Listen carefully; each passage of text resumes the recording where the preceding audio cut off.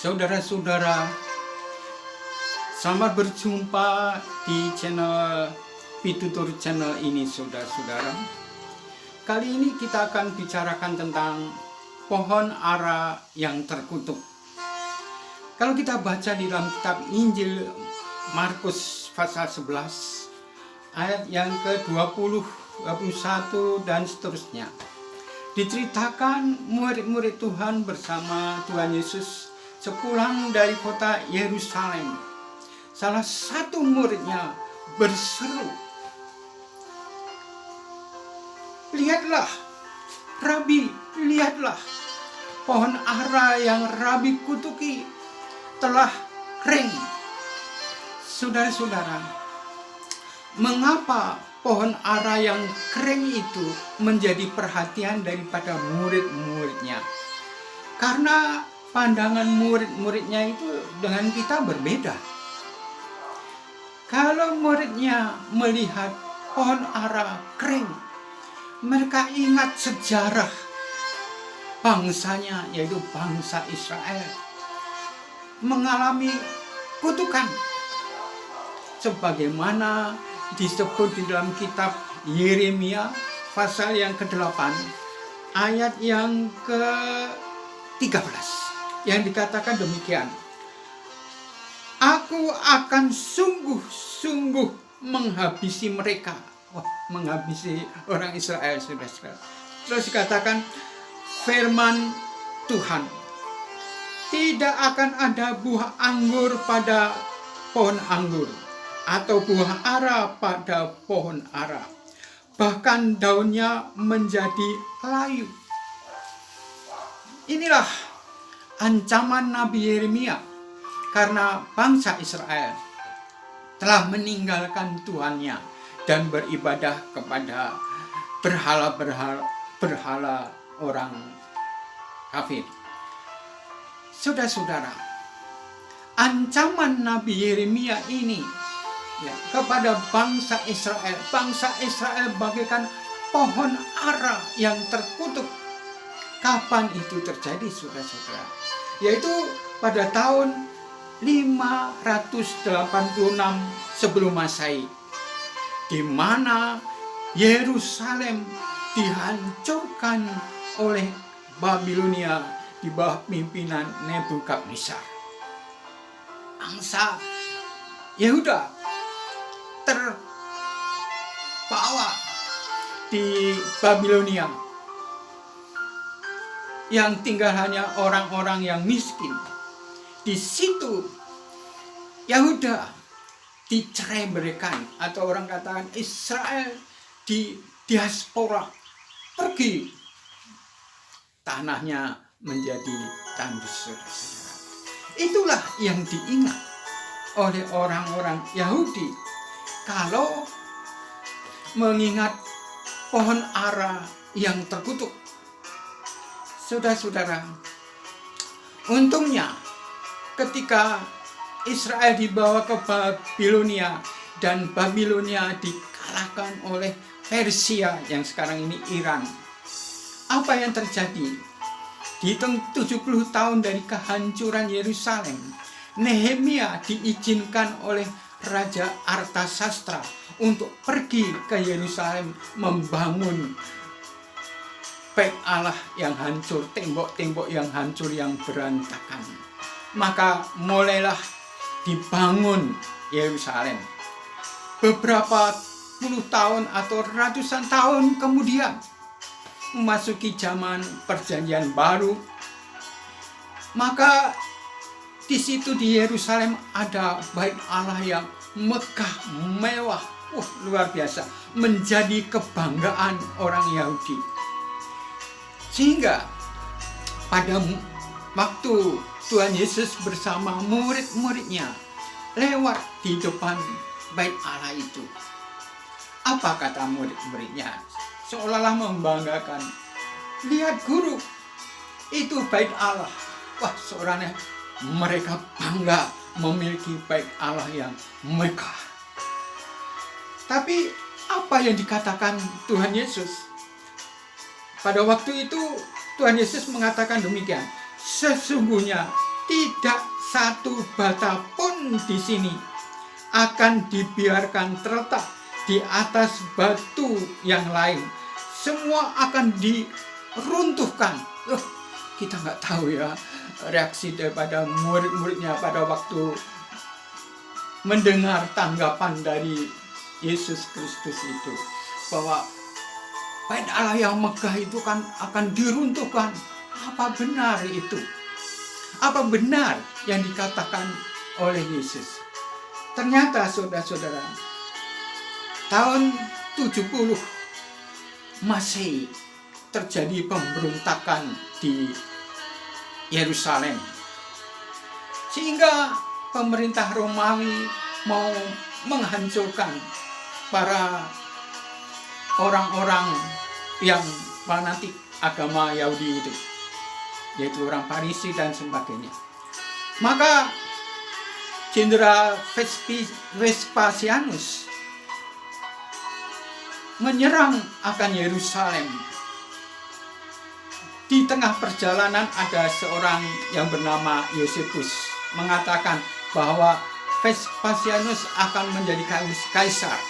Wah, dia nggak anggap itu, mungkin mau cari muka. Sayang saudara-saudara, penyerangan Vespasianus ini di tengah jalan karena mendengar bahwa Roma memerlukan dia, karena kaisarnya telah dikudeta, yaitu Nero. Maka Vespasianus itu menggantikan menjadi kaisar. Maka dia ingat bahwa apa yang dilakukan itu belum tuntas terhadap Yerusalem. Maka dia mengutus kepada Titus putranya untuk meneruskan penghancuran Yerusalem, menaklukkan para pemberontak orang Yahudi. Maka berangkatlah Jenderal Titus menyerang Yerusalem. Jenderal ini begitu penuh dengan kebijaksanaan. Dia tidak langsung menggempur Yerusalem, tapi mengepung, saudara-saudara, mengepung Yerusalem. Jadi orang yang di dalam Yerusalem nggak bisa keluar, dari yang di luar nggak bisa masuk ke kota Yerusalem. Sampai beberapa lama di dalam terjadi keributan. Ya, ada yang mengatakan kita menyerah aja sama Roma. Oh tidak, kita harus membela. Sehingga ya mereka itu kelaparan. Sampai dikatakan ada orang yang punya bayi dibunuh, dimakan. Waduh, menyedihkan saudara-saudara. Apabila sudah agak lama, maka Titus dengan tentaranya pun masuk kota Yerusalem. Dilihatnya pemandangan yang menyedihkan. Banyak orang mati bergelimpangan, tidak sempat dikubur, saudara-saudara. Dan kota Yerusalem dihancurkan, diratakan, termasuk Bait Allah, dan hanya menyisakan tembok sebagai tanda kemenangan bangsa Romawi. Dan tembok itu sekarang disebut tembok ratapan. Saudara-saudara, bangsa Israel untuk kedua kalinya diceraikan, meninggalkan tanah airnya. Ya saudara-saudara, apakah perjanjian Tuhan kepada bangsa Israel gagal? Sebagaimana firman Tuhan kalau kita baca di dalam kitab Kejadian pasal 12 ayat 3 dan Galatia pasal 3 ayat 8 dikatakan, melalui engkaulah suku bangsa dunia akan diberkati. Tapi sekarang ya waktu itu ya mereka sudah tercerai-berai. Apa maksud Tuhan itu gagal menjadikan bangsa Yahudi, bangsa Israel itu menjadi berkat bagi segala bangsa? Ternyata tidak, saudara-saudara.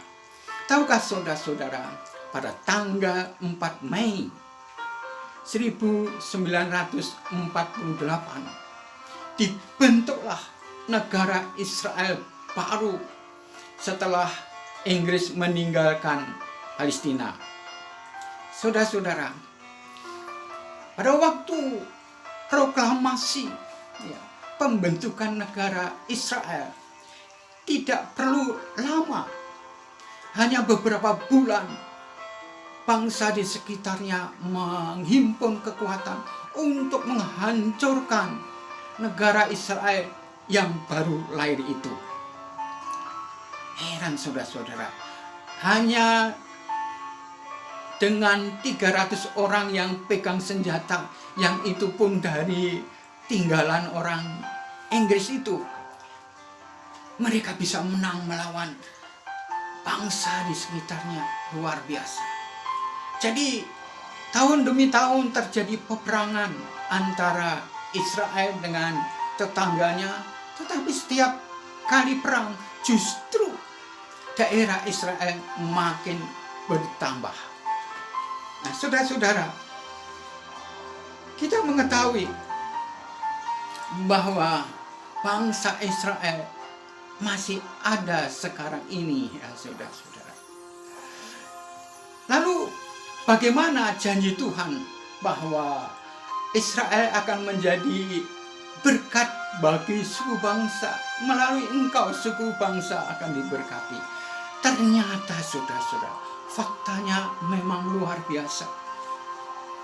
Melalui bangsa Yahudi ditemukan pengetahuan-pengetahuan yang berguna bagi kehidupan manusia, baik itu kapal terbang, rumus-rumus IPA ya, yang katakan E sama dengan MC kuadrat gitu ya. Wah, itu tentang energi, saudara-saudara. Nah, kita melihat fakta dunia menyaksikan bahwa melalui bangsa Israel, di sini ada bangsa Yahudi, banyak orang-orang dibantu di dalam kehidupannya melalui alat-alat yang ditemukan. Ya. Bahkan hal-hal yang kecil apapun, ya. Tapi bagi kita mungkin besar, misalnya listrik ini kan ditemukan oleh orang Yahudi, dan banyak lagi yang lain, sampai apa yang kita pakai, HP pun ya, atau internet itu pun awalnya dirintis oleh orang Yahudi. Jadi saudara-saudaraku, bangsa Yahudi telah menjadi berkat bagi seluruh bangsa di dunia ini. Israel lah yang menjadi rahmat bagi bangsa lain. Israel lah yang menjadi rahmatil alami, bukan bangsa lain, bukan bangsa Arab, saudara-saudara. Bangsa Israel telah menjadi rahmatil alamin, yang tadinya terkutuk, tersebar ke seluruh dunia. 2 kali loh saudara-saudara tersebar, tapi kok bisa kumpul lagi? Mana bisa ada bangsa lain sudah keluar semua dari tanah airnya bisa kembali. Tapi Israel 2 kali diaspora tersebar, tapi berkumpul lagi sampai sekarang. Jadi pohon ara yang terkutuk itu sekarang sudah bersemi mulai tanggal 4 Mei 1948. Saudara-saudara, sebagaimana Tuhan menghendaki bangsa Israel menjadi berkat bagi seluruh bangsa, demikian juga Tuhan Yesus memanggil kita supaya kita menjadi berkat bagi orang lain. Sudahkah saudara merenungkan apa yang bisa aku buat untuk bangsaku, untuk tetanggaku, untuk semua? Kebaikankah atau kejelekanlah? Semoga kita boleh menjadi terang dunia dan garam dunia, sebagai tanda kita menjadi berkah bagi bangsa ini dan bangsa lain. Inilah renungan kita. Semoga ini bisa menambah keimanan kita dan bermanfaat bagi saudara. Selamat berpisah, sampai bertemu lagi di lain kesempatan.